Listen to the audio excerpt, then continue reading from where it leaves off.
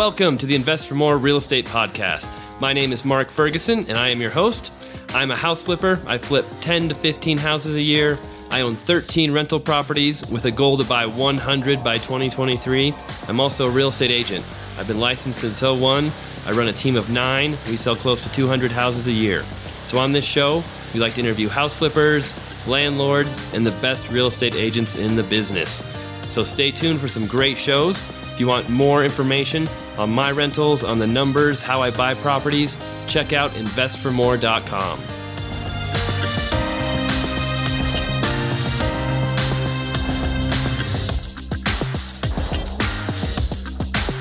Hey everyone, it's Mark Ferguson with Invest for More. Welcome to another episode of the Invest for More Real Estate Podcast. Today, we're going to talk about taxes. So, have new bills coming out of the House and the Senate. Lots of big changes in the real estate world. I'm going to talk about all of that. Nothing's final yet, but we have a good idea of what's going to happen and how we should all be preparing for those changes. Before we get into that, of course, check out investformore.com. I wrote an article on this as well that goes into all the details I talk about on this podcast. I'll link to that in the show notes so you can get the written version if you want that. And yeah, so let's get right into it.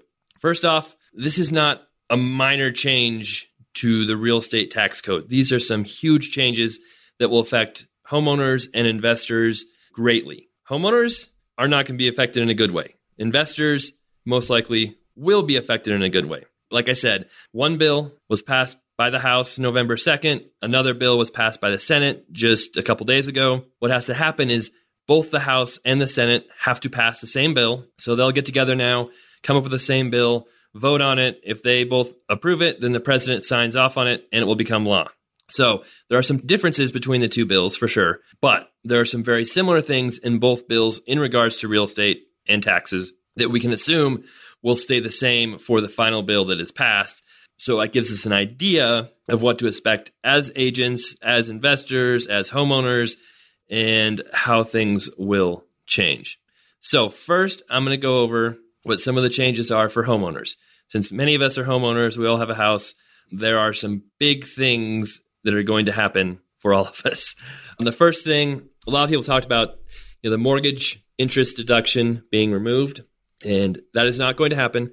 What happens if you own a house, if it's your primary house, even a second house right now, you can deduct all the interest you pay on your mortgage up to a $1 million mortgage from your taxes. It's a huge advantage for homeowners. What's going to happen is that will stay the same or at least similar. There's one version that would reduce that from $1 million loan to a $500,000 loan. However, this deduction will not become nearly as big of a deal as it is now because at the same time, they are doubling the standard deduction for people. So right now, there's a standard deduction. So people can just take this deduction of $6,700 for one person or something like that and $12,000 for a couple off their taxes if they don't want to itemize every single expense they have. So if you take the standard deduction, you do not take off the interest from your mortgage. You just take the standard deduction. It doesn't matter what other deductions you take. There's just one standard deduction you take. Well, they're going to double the standard deduction. So instead of a couple having $12,000, it's going to be $24,000 standard deduction. So what that's going to do is more than 90% of people will be better off just taking the standard deduction than itemizing their expenses. So you'll still be able to itemize the mortgage interest on your house, but it won't make sense for most people to do it. So it will be not as big of an advantage for 90% of the population to buy a house. What does that mean for the real estate market?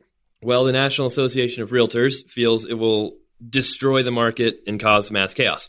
I don't think it will destroy the market. I think it will definitely affect it. It could definitely cause more people to become renters and buyers, which will cause weakening in the home market. How much? Who knows? I think there will still be a lot of people who buy houses just because they want to buy houses. There's still a ton of advantages to buying houses if you do it the right way. But at the same time, a lot of people don't do the research. They don't really look at the advantages versus disadvantages. They just listen to what other people say. And if more and more people say, hey, renting is better than buying, more and more people will start renting instead of buying houses, which could drastically affect the housing market. So that's something to look out for sure. Something else that changed for homeowners is, looks like both bills, they're going to max out property tax deduction at $10,000 a year, which will hurt high-end houses and people in high property tax states like New Jersey, New York, Illinois, that will increase taxes for those people as well. You also will no longer be able to deduct interest from home equity loans. Right now, you can deduct up to $100,000 in home equity loans. That will be going away, which is another increase in taxes for homeowners. The absolute biggest change, which will affect people the most, is the tax-free gain from selling a personal residence. So right now, if you live in a home for 2 out of the last 5 years, you can sell it, take up to $250,000 in individual or $500,000 as a couple, tax-free profit. So this is a huge advantage of real estate. You can live in a house for 2 years, make $200,000 on it, sell it, not pay taxes on any of that money. Well, they're changing that law.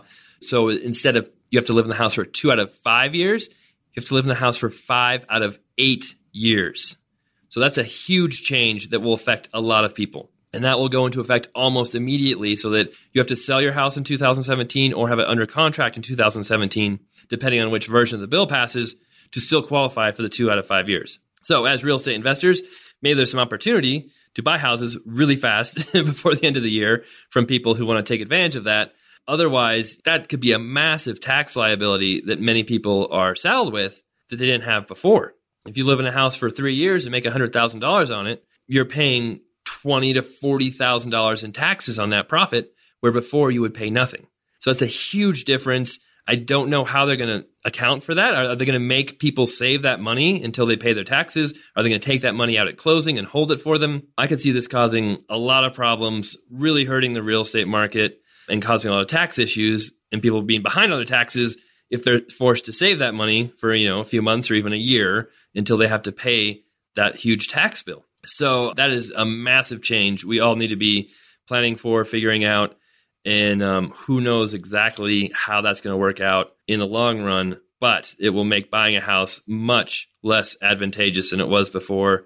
People will probably move much less. They'll stay in their houses longer. That could decrease the market prices. That could decrease house building. All kinds of things could be affected by this. So this tax bill probably will hurt the housing market. How much, it's hard to say. Why are they doing this? I hate to get political, but I will have to a little bit, is because they're creating massive tax decreases for corporations and other people that they have to pay for.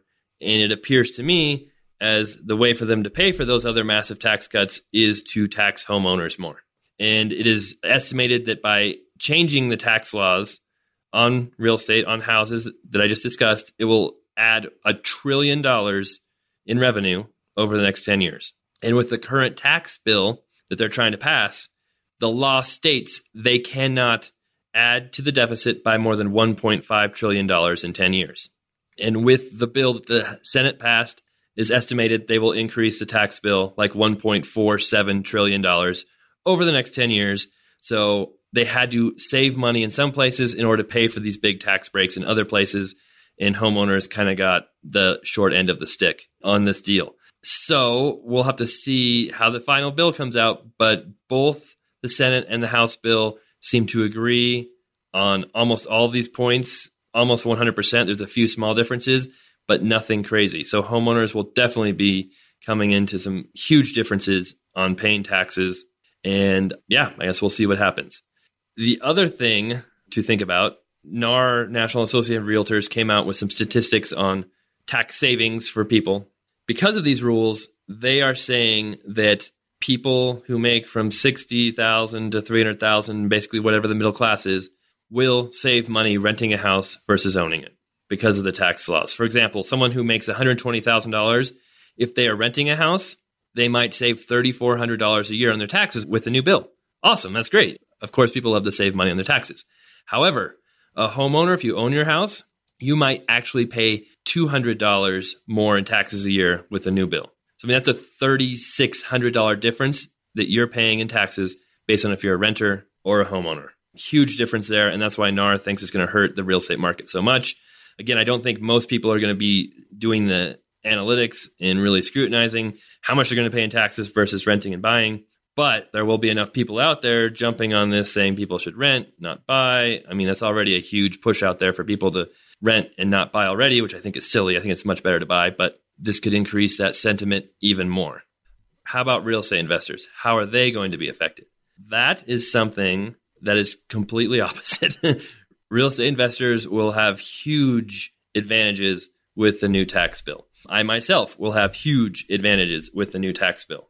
Why? Because of the way corporations are taxed is going to change the way real estate investors pay taxes.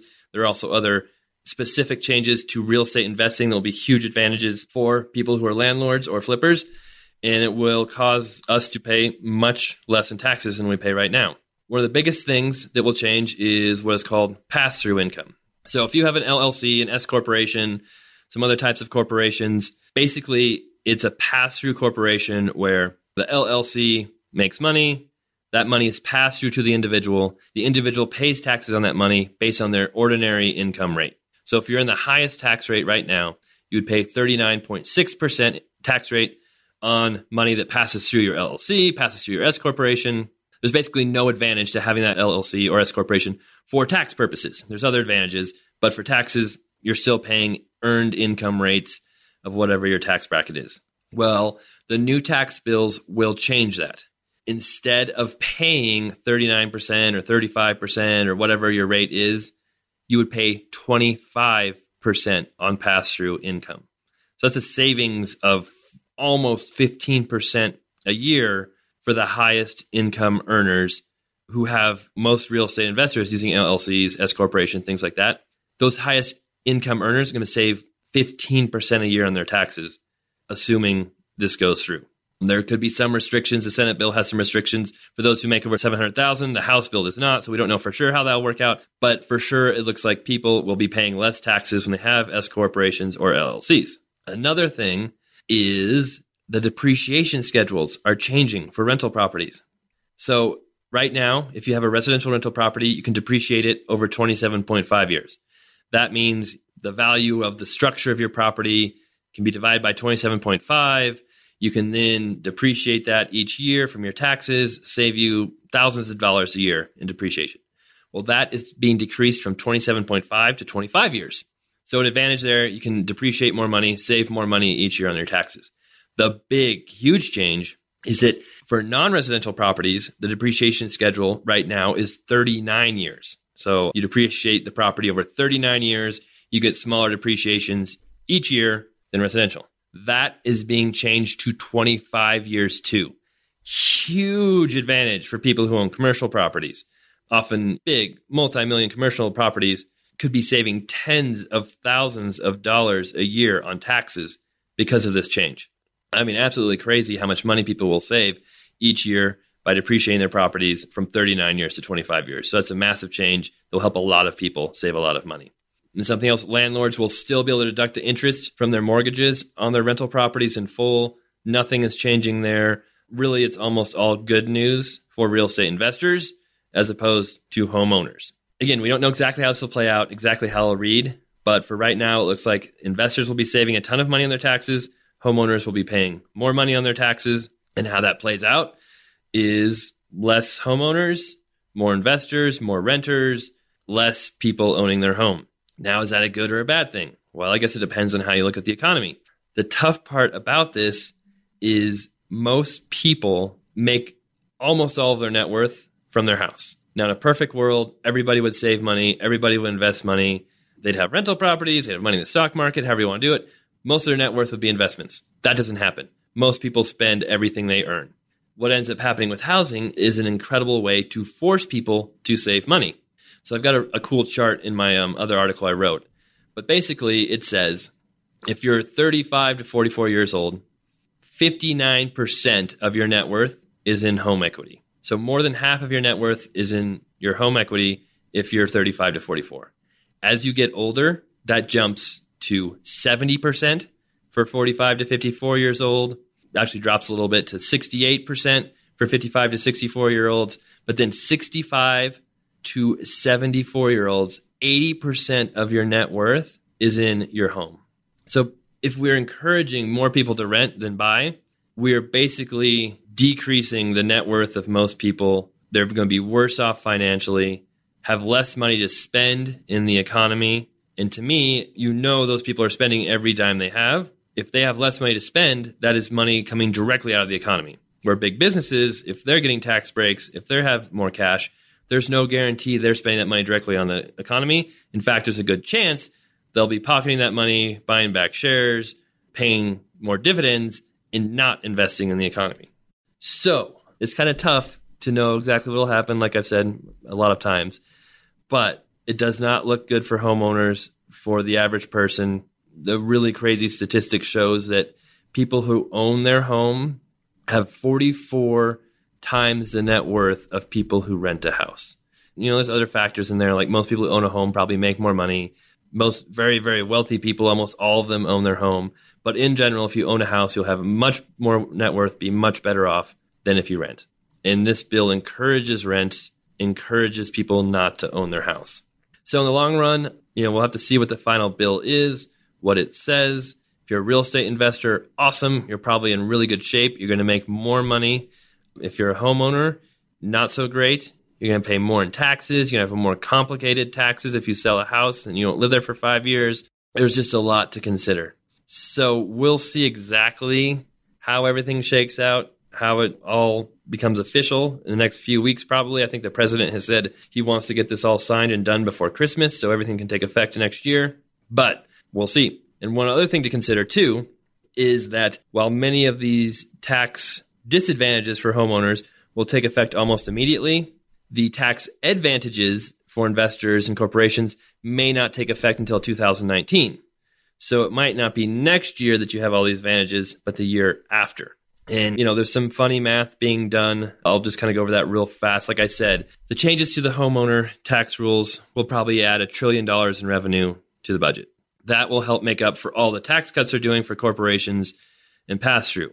So for corporations, they're reducing the tax rate from what is now 35% to 20%, which means there'll be much less revenue coming in.